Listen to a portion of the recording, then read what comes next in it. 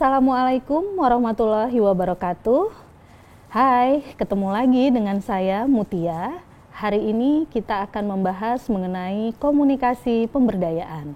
Tetapi sebelum kita masuk pada pembahasan komunikasi pemberdayaan, ada baiknya kita tahu dulu tentang apa itu komunikasi. Secara sederhana, kita sering sekali mendefinisikan komunikasi sebagai sebuah cara, proses dalam rangka memberikan dan mentransfer informasi dari pemberi pesan kepada penerima pesan. Tetapi, apakah sesederhana itu cara mendefinisikan komunikasi?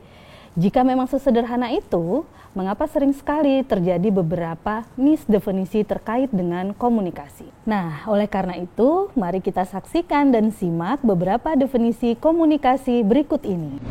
Yang pertama, komunikasi sebagai sebuah ilmu. Menjelmanya komunikasi menjadi sebuah ilmu tidak terlepas dari syarat-syarat ilmiahnya.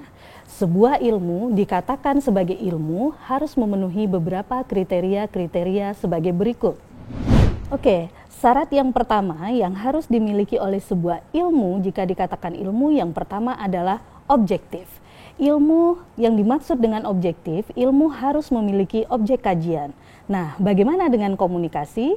Apakah komunikasi sudah bersifat objektif? Ya, komunikasi sejauh ini memiliki objek kajian manusia dan media. Oke, syarat yang kedua yang harus dipenuhi oleh sebuah ilmu adalah metode. Metode adalah proses atau jalan panjang yang diperoleh atau yang dilakukan untuk mencapai sebuah kebenaran. Sedangkan syarat ketiga yang harus dipenuhi oleh sebuah ilmu adalah sistematis. Nah, sistematis ini dimaksudkan bagaimana sebuah ilmu itu mampu menguraikan dan merumuskan hubungan-hubungan yang logis. Nah, komunikasi telah melakukan itu. Oke, syarat yang terakhir yang harus dipenuhi oleh sebuah ilmu adalah universal, di mana universal ini dimaksudkan itu menyakup semua kebenaran yang bersifat umum, tidak saja kebenaran yang tertentu saja.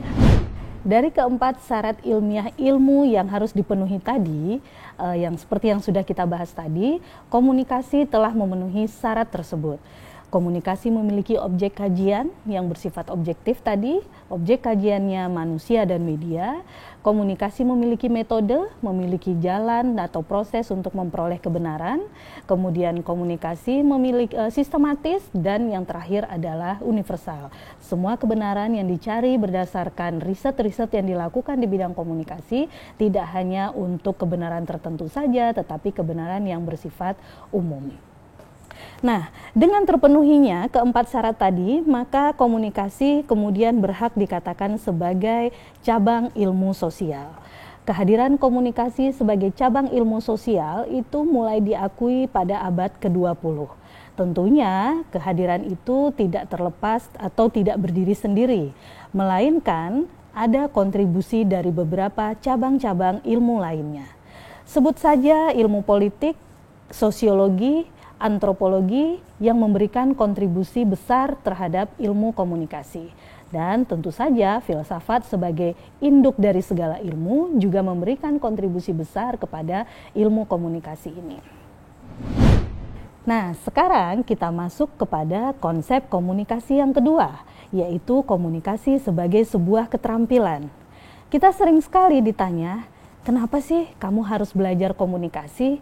Seberapa besar sih pengetahuan yang kamu dapatkan dari belajar komunikasi, apakah komunikasi harus dipelajari dan lain sebagainya. Pada definisi ini, kita akan melihat bagaimana peran komunikasi sebagai sebuah keterampilan. Tidak ada persoalan dari hari ke hari yang tidak luput dari persoalan komunikasi. Kita sering mendengar terjadinya perselisihan, terjadinya konflik, terjadinya pertengkaran yang semua berujung karena persoalan miskomunikasi dan lain sebagainya.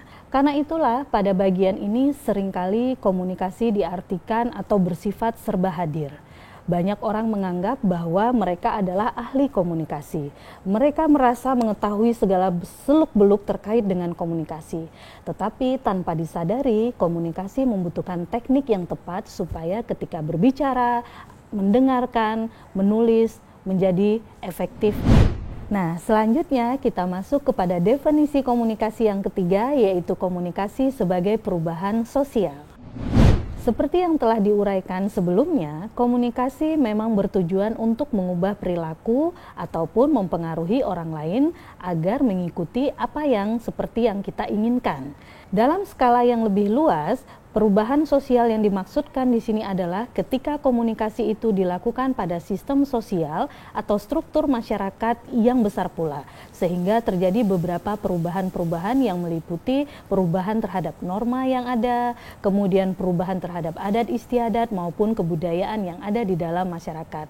Oleh karena itu, pada bagian ini komunikasi sering kita artikan sebagai perubahan sosial. Komunikasi yang dilakukan dalam rangka mempengaruhi atau merubah struktur yang ada di dalam masyarakat akan mengakibatkan terjadinya perubahan sosial pula.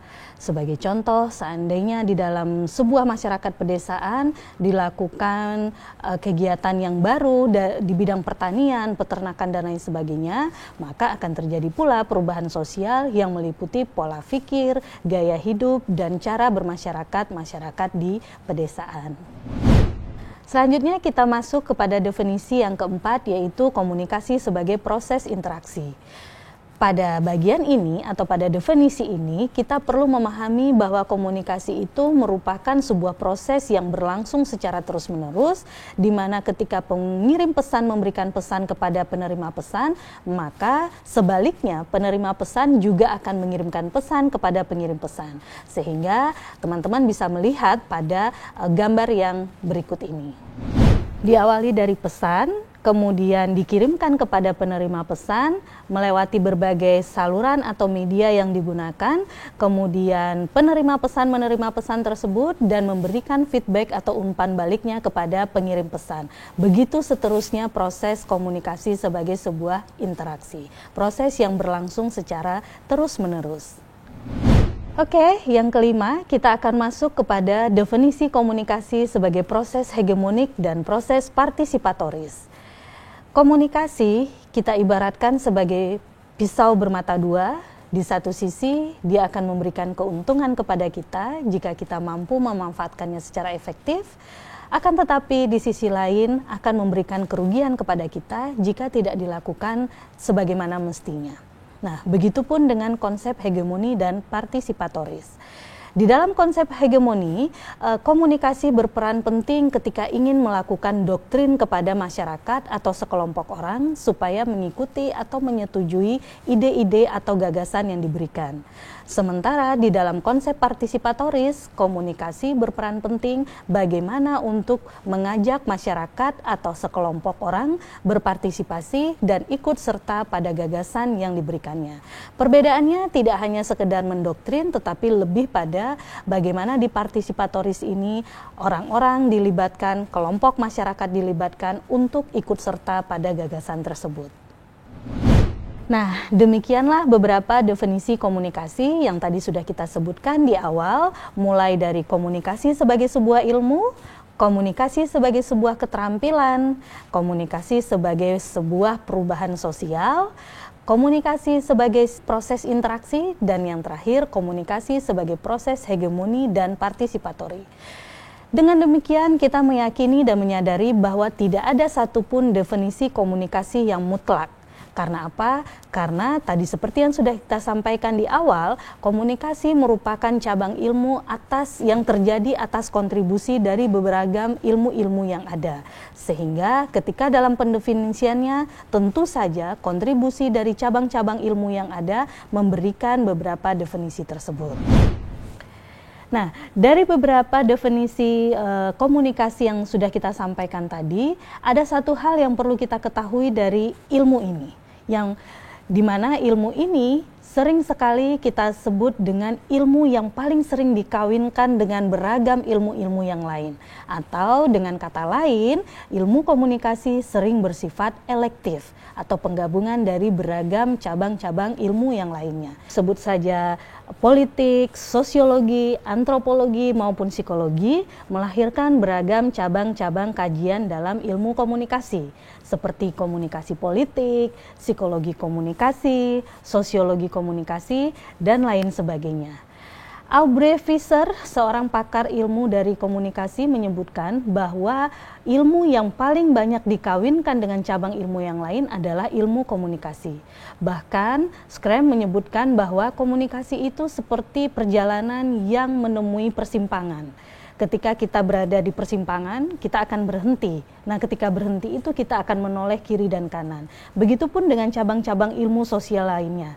Ketika mereka melanjutkan perjalanan keilmuan mereka, mereka berhenti di persimpangan yang kita sebut dengan komunikasi, yang kemudian menggabungkan kajian dari ilmu tersebut. Dari beragam kajian ilmu komunikasi yang sudah kita bahas tadi, ada salah satu kajian yang kita sebut dengan komunikasi pembangunan. Sebenarnya komunikasi pembangunan ini muncul ketika beberapa pihak maupun ketika para pakar komunikasi bahwa ketika ingin melakukan pembangunan, maka komunikasi sebagai sumber daya itu harus dilibatkan. Mengapa demikian? Karena komunikasi dianggap sebagai sebuah percepatan maupun untuk menggerakkan masyarakat yang akan menerima pembangunan tersebut. Sehingga muncullah kajian yang kita sebut dengan komunikasi pembangunan. Apa itu komunikasi pembangunan? Secara sederhana, komunikasi pembangunan diartikan sebagai salah satu objek kajian studi dalam perubahan sosial, di mana dalam rangka membangun negara maupun masyarakat, komunikasi dijadikan sebagai salah satu sumber dayanya. Komunikasi dianggap berperan penting dalam mengikut sertakan masyarakat, komunikasi dianggap berperan penting dalam transfer informasi perubahan-perubahan yang akan terjadi dalam pembangunan. Sebagai contoh, ketika pemerintah Kota Jogja akan melakukan pembangunan Bandara Yogyakarta, tentu mereka perlu melakukan sejumlah atau komunikasi kepada masyarakat. Komunikasi ini penting mereka lakukan dalam rangka agar pembangunan itu dapat berjalan stabil dan kemudian masyarakat tidak dirugikan akibat dari pembangunan tersebut.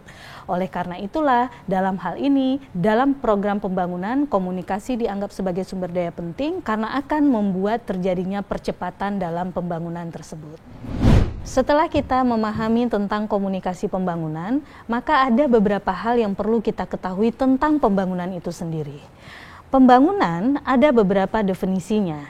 Di satu sisi, pembangunan bisa dikatakan sebagai sebuah kata benda, tetapi di sisi lain, pembangunan juga bisa dikatakan sebagai sebuah ideologis. Kita melihat perjalanan panjang pembangunan mulai dari dengan paradigma ketergantungan, di mana pada saat itu pembangunan hanya fokus pada bagaimana memberikan lapangan pekerjaan kepada masyarakatnya. Kemudian paradigma pembangunan dan pemerataan, setelah lapangan kerja terpenuhi, maka kemudian perlu pemerataan sumber pendapatan ekonomi masyarakat pada saat itu. Kemudian pada tahapan ketiga ada paradigma ketergantungan, di mana paradigma ini muncul ketika negara-negara berkembang itu memiliki ketergantungan yang cukup tinggi kepada negara-negara maju. Nah, dari tiga perjalanan paradigma pembangunan ini, para ahli ekonomi, para ahli di bidang-bidang yang lain menyadari tidak ada paradigma atau fenomena pembangunan yang sesuai, yang mutlak untuk suatu daerah ataupun masyarakat. Sehingga pada tahun 1975-an, Korten kemudian memberikan sebuah konsep paradigma pembangunan, di mana pada konsep ini pembangunan menekankan masyarakat sebagai subjek dari pembangunan, yang kita kenal dengan istilah pembangunan berbasis masyarakat. Pembangunan berbasis masyarakat tidak semata-mata pembangunan yang hanya bersifat memberi kepada masyarakat, melainkan pembangunan yang melibatkan masyarakat secara penuh, yang menggali ide dan inovasi dari masyarakat, kemudian masyarakat yang melaksanakan, dan masyarakat juga yang menikmati hasilnya.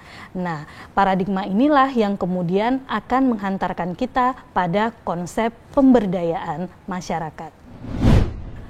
Konsep pemberdayaan sendiri secara sederhana itu adalah upaya kita sebagai yang memiliki energi memberikan daya atau kekuatan kepada masyarakat.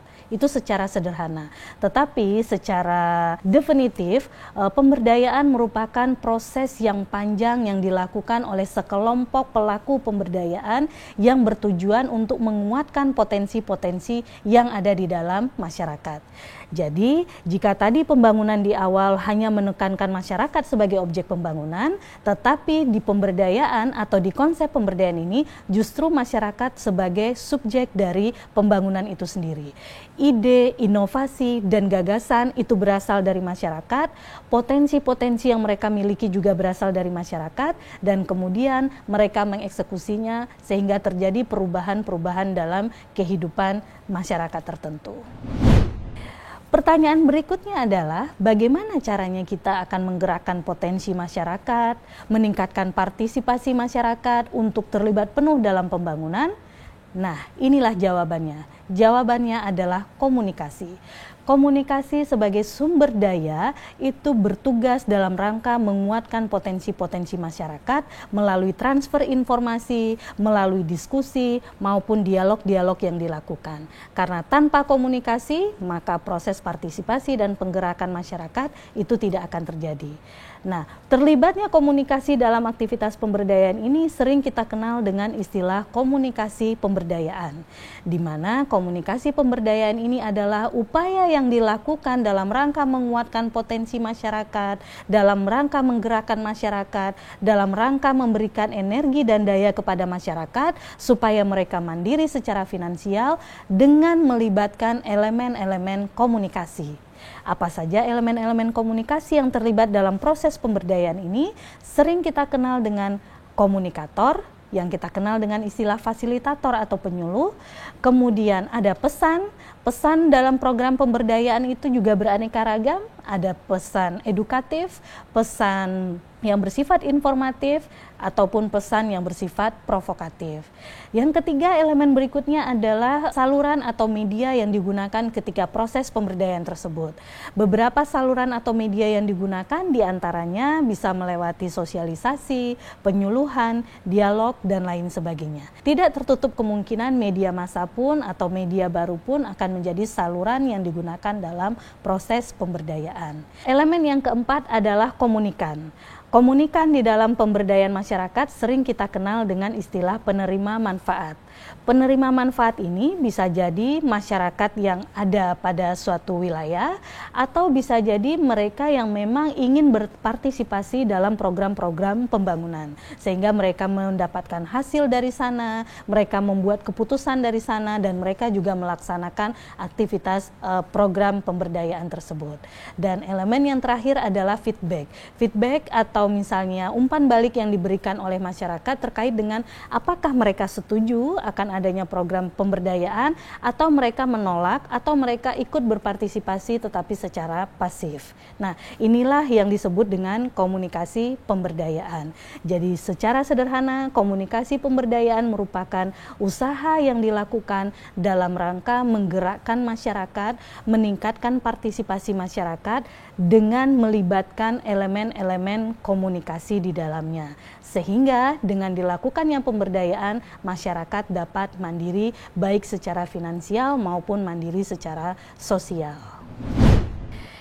Nah, begitulah secara singkat mengenai konsep komunikasi pemberdayaan, di mana konsep komunikasi pemberdayaan tidak tiba-tiba muncul begitu saja, melainkan melewati proses-proses kajian-kajian di bidang pembangunan dan perubahan sosial.